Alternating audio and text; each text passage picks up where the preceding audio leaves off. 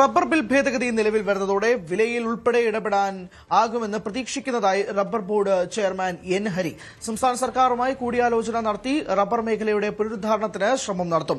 മുഖ്യമന്ത്രിയെ നേരിട്ട് കണ്ട് ഇക്കാര്യങ്ങൾ കൂടിയാലോചന നടത്തും. മലയാളി എന്ന നിലയിൽ കേരളത്തിലെ റബ്ബർ മേഖലയുടെ പ്രശ്നങ്ങൾ പരിഹരിക്കാനാകുമെന്നാണ് പ്രതീക്ഷയെന്നും എൻ ഹരി ന്യൂസ് 18നോട് പറഞ്ഞു.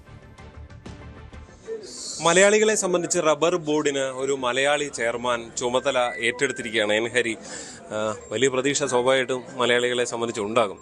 പ്രതീക്ഷയൊക്കെ അവരുടെ പ്രതീക്ഷയ്ക്കൊപ്പം എത്താൻ കഴിയുമെന്നാണോ? എന്താണ്? 100%. എനിക്ക് നമ്മുടെ കേന്ദ്ര സർക്കാരിൻ്റെ ഭാഗത്തുനിന്നും എന്നെ നിയമിക്കുന്ന സമയത്ത് കേരളത്തിലാണ് 72% നാച്ചുറൽ റബ്ബറിൻ്റെ ഉൽപ്പാദനം. അപ്പോൾ അവരാണ് ഏറ്റവും കൂടുതൽ കഷ്ടതകൾ അനുഭവിക്കുന്നത്. അവരുടെ പ്രയാസങ്ങളും പ്രശ്നങ്ങളും എനിക്ക് കഴിഞ്ഞ 3 വർഷമായിട്ട് അറിയാം. അതിനു വേണ്ടി എന്നെ ചെയ്യേണ്ട കുറേ കാര്യങ്ങളുണ്ട്. അത് സ്വാഭാവികമായിട്ടെല്ലാം അതിൻ്റെ ക്രമം അനുസരിച്ച് ചെയ്യുക എന്നുള്ളതാണ് എൻ്റെ ആദ്യത്തെ കടമ്പ. അതാണ് ഏറ്റവും ആദ്യത്തെ എൻ്റെ ഒരു ജോലിയായി, എൻ്റെ ഒരു കടമയായി നിർവഹിക്കുന്നത്. കേരളത്തിൽ ഒരുപാട് തോട്ടങ്ങൾ ഇല്ലാതായിക്കൊണ്ടിരിക്കുന്നു. പലരും പഴക്കൃഷിയിലേക്ക് പോകുന്നു. അങ്ങനെ ഒരു മാറ്റത്തിന്റെ സമയമാണ്. റബ്ബർ കൃഷി കുറഞ്ഞു വരുന്ന ഒരു സമയമാണ്. അതുകൊണ്ട് തന്നെ അവിടുത്തെ പ്രശ്നങ്ങൾ അറിയായിരിക്കും അല്ലേ? ഇതിനകം ബോർഡ് മെമ്പറൊക്കെ ആയതുകൊണ്ട് അവിടെ അൺടാപ്ഡ് ആയിട്ടുള്ള തോട്ടങ്ങൾ കൂടുതൽ വരുന്നു. ആവർത്തന കൃഷി പുതിയത് കഴിഞ്ഞത് വീണ്ടും അവർ റീപ്ലാന്റ് ചെയ്യുന്നില്ല. അപ്പോൾ അങ്ങനെയുള്ള വലിയ വിഷയങ്ങളുണ്ട്. അതായത് വലിയ തോട്ടങ്ങളാണ് വെട്ടാറുള്ളത്. അപ്പോൾ അതിനൊക്കെ അവരെയൊക്കെ കണ്ടുകൊണ്ട് ഇപ്പോൾ ഒരു റബ്ബറിൻ്റെ വില വന്നിട്ടുണ്ട്. പക്ഷെ പലരും എനിക്ക് തോന്നുന്നു അൺടാപ്ഡിൽ ഭൂരിപക്ഷം ആളുകളും സ്ഥലത്തില്ലാത്തവരാണ്.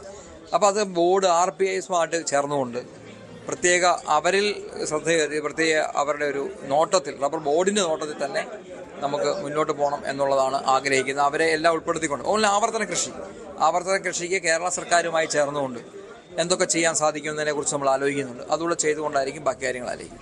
ഈ പലപ്പോഴും വില ചില സമയങ്ങളിൽ ഇവിടെ കൃഷിയൊന്നും കൃത്യമായിട്ടില്ലാത്ത സമയത്തായിരിക്കും, ടാപ്പിംഗ് ഇല്ലാത്ത സമയത്തായിരിക്കും വില ഉയർന്നു വരാറില്ല. അപ്പോൾ വില ഒരു സ്ഥിരമായി നിലനിർത്താൻ എന്തെങ്കിലും സാധിക്കുമോ? അതിനെന്തെങ്കിലും അത് സ്വാഭാവികമായി നമ്മൾ ചെയ്യാനായിട്ട് ഉദ്ദേശിക്കുന്നത്, നമുക്കറിയാം ഈ പഴയ ആക്റ്റാണ് 1947 ആക്റ്റാണ്. പുതിയ റബ്ബർ ബില്ല് വരുന്ന സമയത്ത് നമുക്ക് വിപണിയിൽ ഇടപെടാനായിട്ടുള്ള ഒരു സാധ്യതയുണ്ടാവും എന്നാണ് ഞാൻ പ്രതീക്ഷിക്കുന്നത്. എല്ലാ കർഷകർക്കും ആ വിഷയങ്ങൾ അറിയാം. സ്വാഭാവികമായും അത് ഒരു സ്റ്റഡിയായി ചെയ്യാം. ഇപ്പോൾ ഏകദേശം എനിക്ക് തോന്നുന്നു കുറച്ച് കാലങ്ങളായിട്ടുണ്ട്. കാരണം താങ്ങോല വെച്ച് അതിൻ്റെ ഒരു ഉദാഹരണമാണ് താങ്ങോല. അപ്പോൾ ഏത് സർക്കാർ വന്നാലും വെക്കുമ്പോൾ അവർക്ക് അത് അധികം പൈസ കൊടുക്കേണ്ടി വരുന്നില്ല. അതിൻ്റെ പ്രശ്നം തന്നെ ഏകദേശം. പക്ഷെ അവർക്കത് പോരാ. പക്ഷെ അതിൻ്റെ മുകളിലേക്ക് എത്തിക്കുക എന്നുള്ളതാണ്, എത്തിക്കാൻ ശ്രമിക്കണം. അതാണ് അത് ബോർഡിൻ്റെ ചെയർമാൻ എന്നുള്ള നിലയിലല്ല, വ്യക്തിപരമായ എൻ്റെ അഭിപ്രായം അത് എത്തിക്കണം എന്നുള്ളതാണ്. അതെത്തിക്കാനുള്ള നടപടിക്രമങ്ങൾ ചെയ്യാൻ സാധിക്കണം എന്നുള്ളതാണ് എൻ്റെ ഒരു ആഗ്രഹം. കേര പദ്ധതി പോലുള്ളവ സംസ്ഥാനവുമായി കൂടി ചേർന്ന് പരിഹരിക്കേണ്ട പല പ്രശ്നങ്ങളുണ്ടെന്ന് താങ്കൾ പറയുന്നുണ്ട്. അതിനെന്താണ് ഇനിയുള്ള നടപടി? ഒന്ന്, നമ്മൾ ഇപ്പോൾ തന്നെ നമ്മൾ പ്രത്യേകിച്ച് മുഖ്യമന്ത്രിയുമായി കാണും. അതിനൊന്നും നമുക്ക് നമ്മുടെ തുറന്ന മനസ്സോടുകൂടി നമ്മുടെ ജില്ലക്കാരനായ മോൻസ് ജോസഫ് ഇന്നലെ വിളിച്ചിരുന്നു. അപ്പോൾ അദ്ദേഹം പറഞ്ഞത് എപ്പോഴും നമുക്ക് മുഖ്യമന്ത്രിയെ കാണണമെങ്കിൽ കാണാം, ചർച്ച ചെയ്യാം, പരിഹരിക്കാം എന്നുള്ളത് അദ്ദേഹം പറഞ്ഞിട്ടുണ്ട്.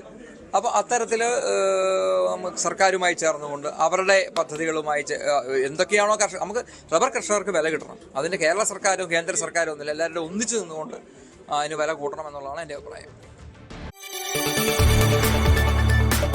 കൂടുതൽ വാർത്തകൾക്ക് news 18 Keralam YouTube channel subscribe ചെയ്യുക.